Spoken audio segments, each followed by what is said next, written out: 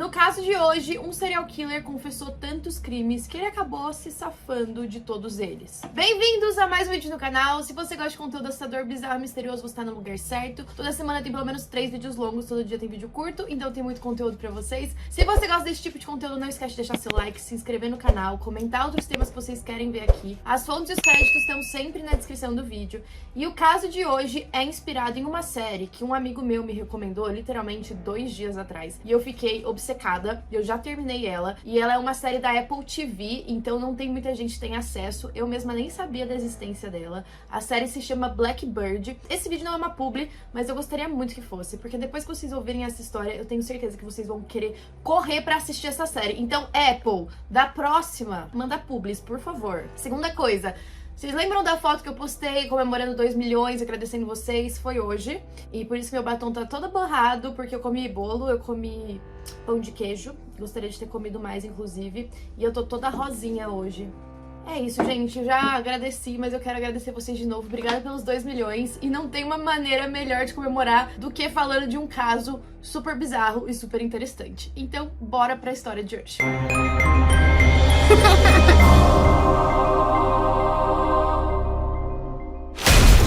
No final de 1993, os restos mortais de uma garota chamada Jessica Roach, de 15 anos, foram encontrados. A Jessica tinha desaparecido a mais ou menos 800 metros da casa dela em Georgetown, no Illinois. Isso aconteceu no dia 20 de setembro de 1993, enquanto ela andava de bicicleta. Os restos mortais foram encontrados no dia 8 de novembro. E pouco depois, uma testemunha se apresentou dizendo ter visto um homem saindo de uma van perto do milharal onde o corpo foi encontrado. Por um golpe de sorte, uma garota tinha anotado a placa daquela van.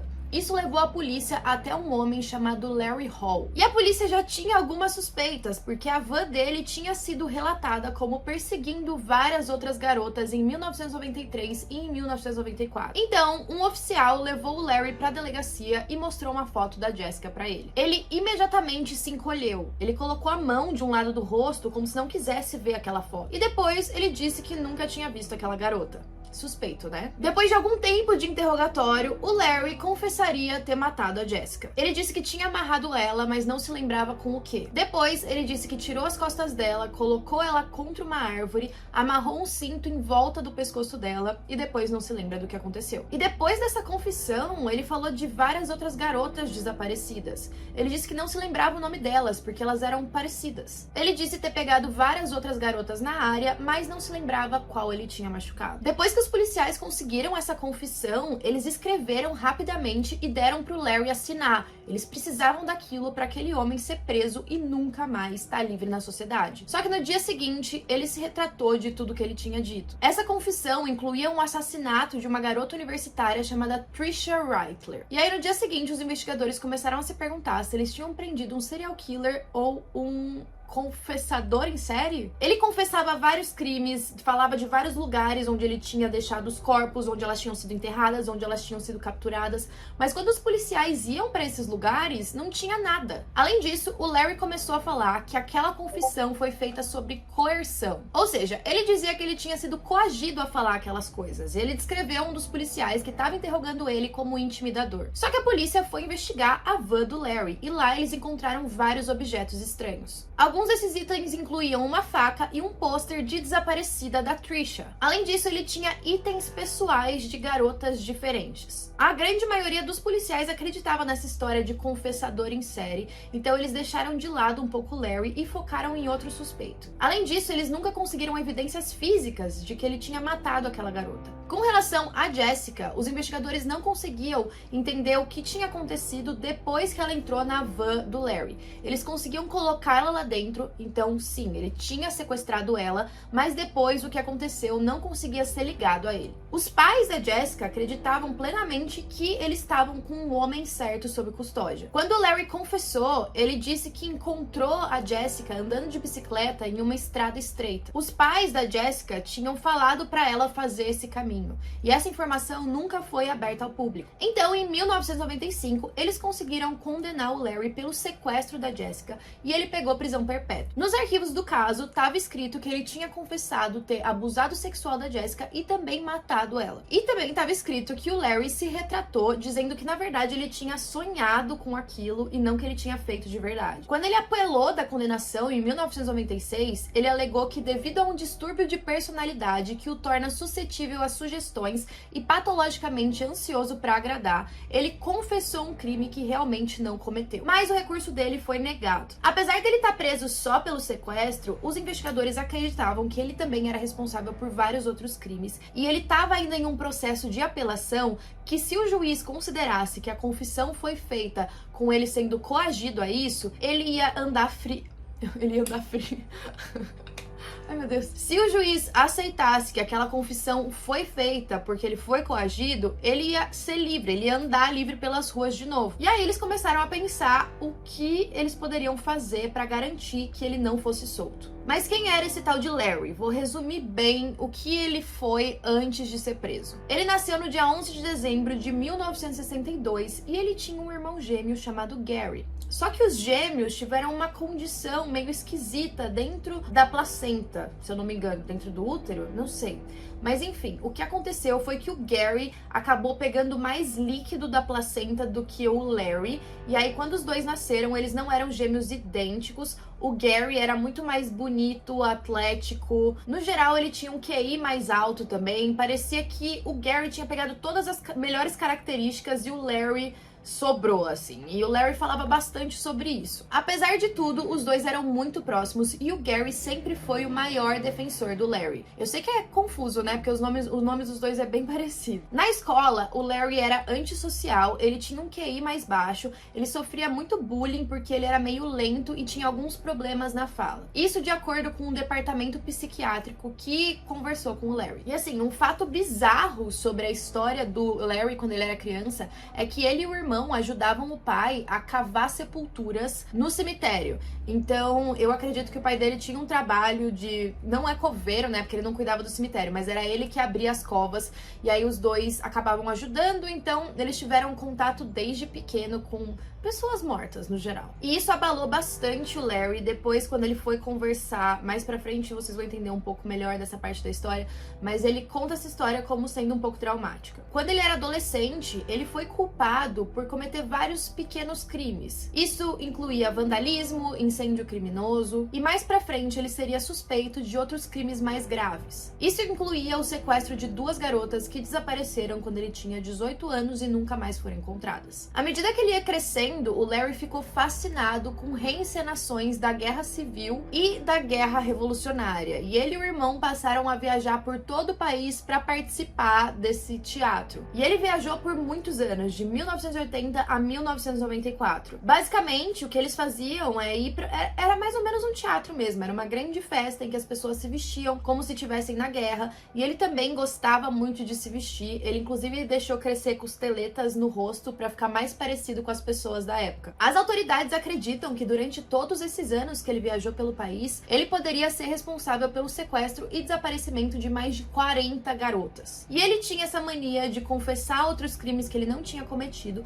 além de criar muitas histórias falsas e dizer que na verdade eram sonhos. E aí agora a gente entra para um grande personagem dessa história, um cara chamado James Keene. A polícia começou a pensar uma forma de fazer com que o Larry confessasse. Eles precisavam de alguém para se aproximar dele, se tornar amigo dele e tentar tirar essa confissão. Pelo menos descobrir aonde estava algum dos corpos para ele ser condenado por um assassinato e aquilo garantir que eles iam ter provas para manter o Larry preso pro resto da vida. E dessa vez, a polícia e o FBI tiveram uma ideia bem diferente. Eles decidiram usar um civil para mudar de prisão, ficar próximo do Larry e coletar essas informações. Caso esse civil fosse bem sucedido nos planos, ele sairia livre da própria sentença e sem nenhum registro criminal. E aí que entra o James ou Jimmy Keene. No início dos anos 90, ele era uma estrela do futebol americano na escola em que ele estudava. Ele também estudou luta livre e atletismo. O pai dele dele era um policial condecorado na região de Chicago, além de bombeiro. Os pais do James se divorciaram quando ele tinha 11 anos e, de acordo com ele, esse foi o fim da infância feliz que ele tinha. Ele era muito próximo do pai e ele ficou bem chateado com a mãe, principalmente porque depois que os dois se divorciaram,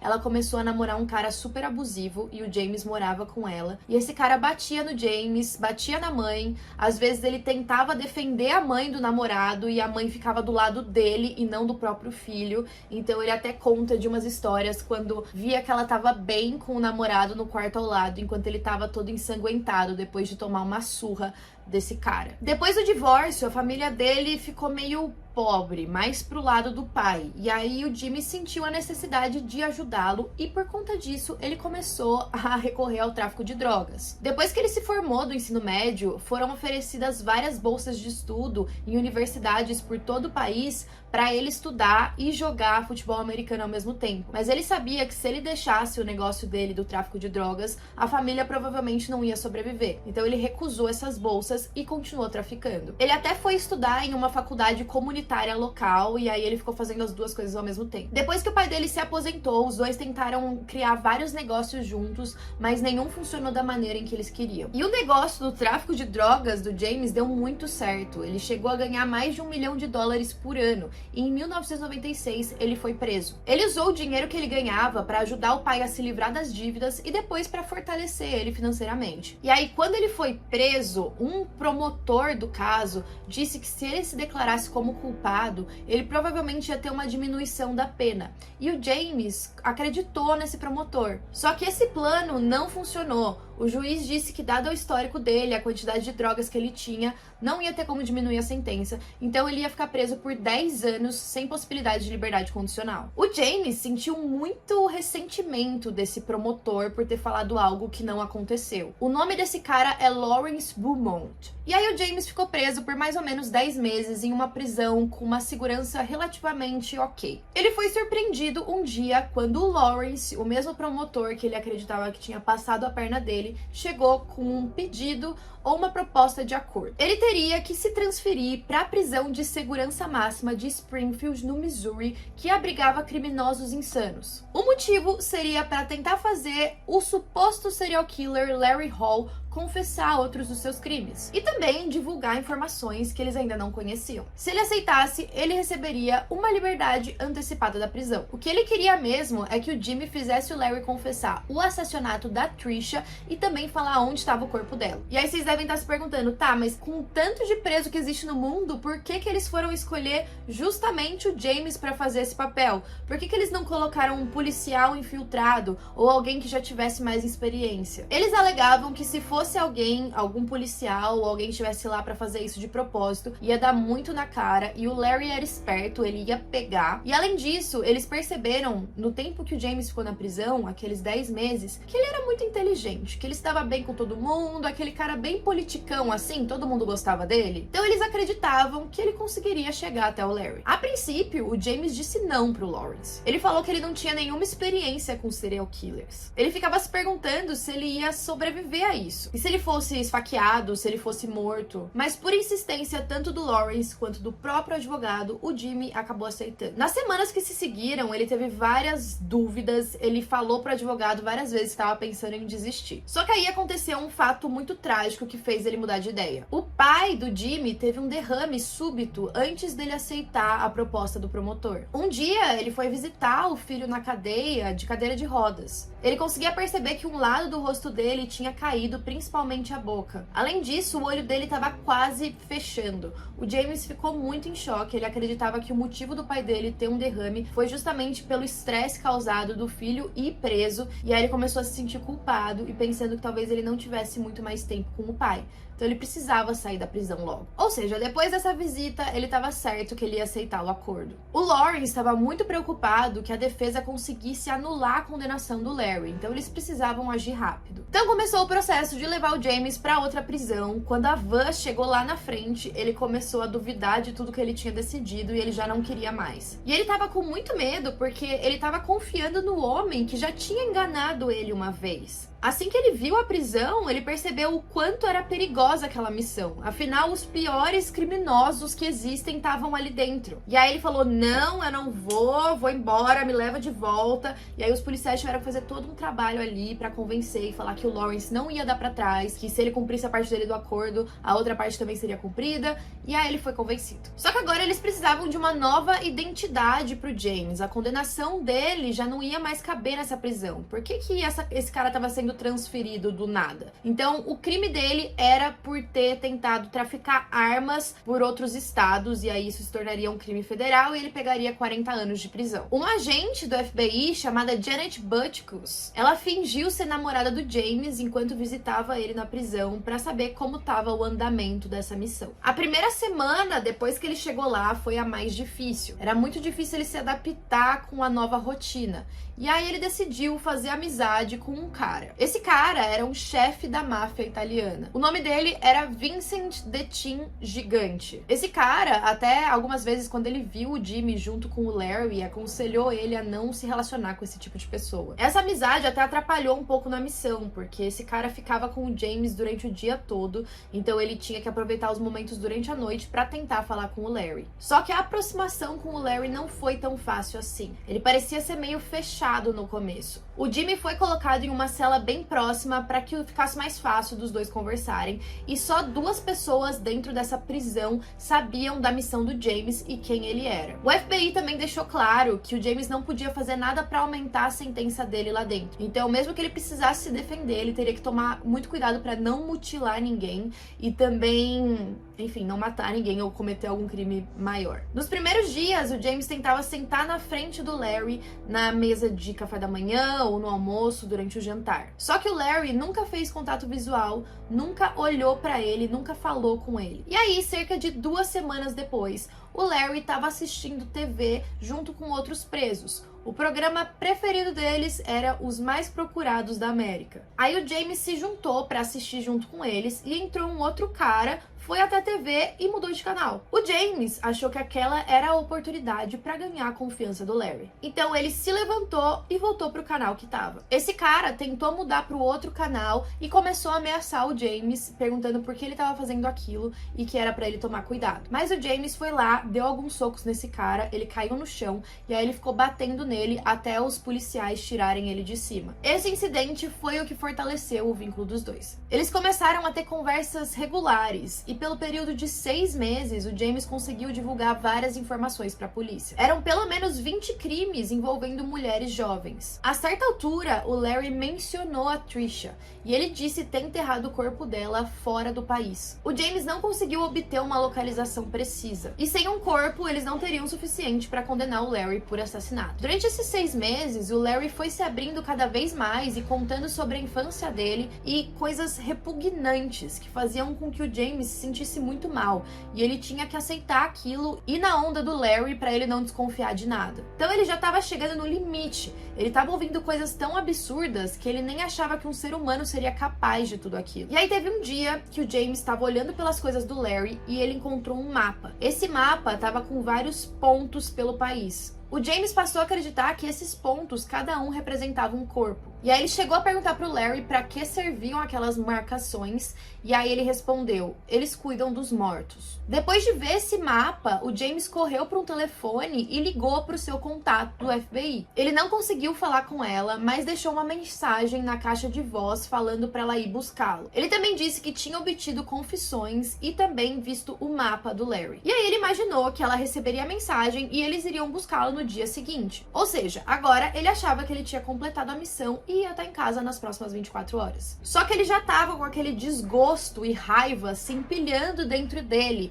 contra o Larry. E isso fez com que ele cometesse um erro. Depois da ligação, ele foi direto para a cela do Larry. De acordo com ele, a repulsa que senti por ele durante todo o tempo em que tive que ficar sendo seu amigo e o desdém e antipatia que tive por ele, pensei que era bom eu descarregar nele e dizer o que eu realmente pensava, quem ele realmente era. Eu disse: sabe, eu vou para casa amanhã, Larry.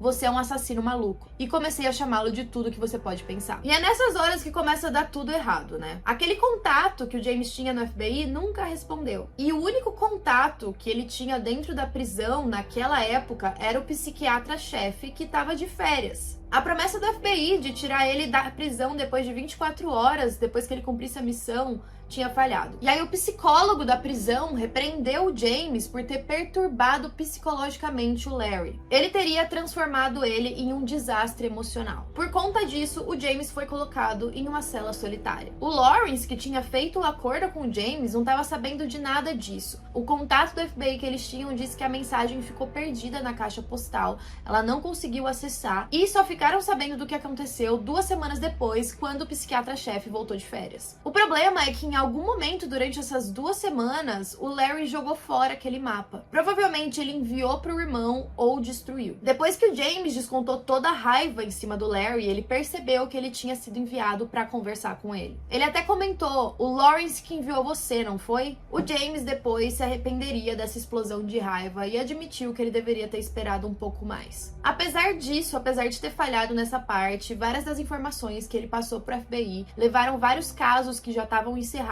a serem reabertos. E essas informações foram fundamentais para que o Larry perdesse o recurso e continuasse na prisão. O James também apontou que mesmo que eles estivessem com o mapa, cada um dos pontos estava a centenas de quilômetros de distância. Então, aquela tarefa de recuperar os corpos ia ser muito difícil, a não ser que o Larry desse uma localização mais exata. Mais tarde na prisão, o Larry chegou a dar a localização certa de 2 corpos, mas quando a polícia chegou lá, não encontrou nada. E isso se daria porque quando o Larry enterrava as vítimas, ele colocava em um coquetel de ácido solúvel que ele tinha aprendido a fazer na época em que trabalhava com o pai. O FBI também se desculpou com o James por ter ficado inacessível durante as 2 semanas e o psiquiatra-chefe também se desculpou por ter saído de férias e não permitir nenhum contato com ele durante esse período. Até porque se o FBI tivesse agido imediatamente, eles provavelmente conseguiriam recuperar aquele mapa. O FBI cumpriu a parte dele do acordo e aí depois que tudo isso aconteceu, o James foi liberado sem precisar pagar multa, sem precisar de nada. Ele voltou para a sociedade sem nenhum registro criminal. Desde que esse caso aconteceu, operações assim com civis foram proibidas por conta da própria segurança da pessoa. O James Keene saiu da prisão em 1999 depois de ter cumprido 17 meses. O pai dele ainda estava vivo e eles conseguiram passar 5 anos juntos antes do pai falecer em 2004 com 67 anos. O Keene nunca mais cometeu nenhum crime, ele administrou 2 empresas de sucesso, escreveu livros sobre a história dele e o livro que fala desse caso se chama In with the Devil, que saiu em 2010. Com relação ao Larry, ele acabou confessando o assassinato de uma garota chamada Lori DePee em 1992 e o sequestro, abuso sexual e assassinato da Jessica Roach. Só que ele não foi condenado pelo assassinato por causa da dúvida com relação às alegações dele e a falta de corpos, né? No entanto, ficou claro que ele sabia informações específicas que só o assassino mesmo saberia. Ele atualmente está preso, cumpre uma sentença de prisão perpétua sem possibilidade de liberdade condicional. Então hoje ele é um suposto serial killer, mas não sabemos. Essa história me interessou bastante, então eu sugiro que vocês assistam a série também, porque tem um ator que eu amo,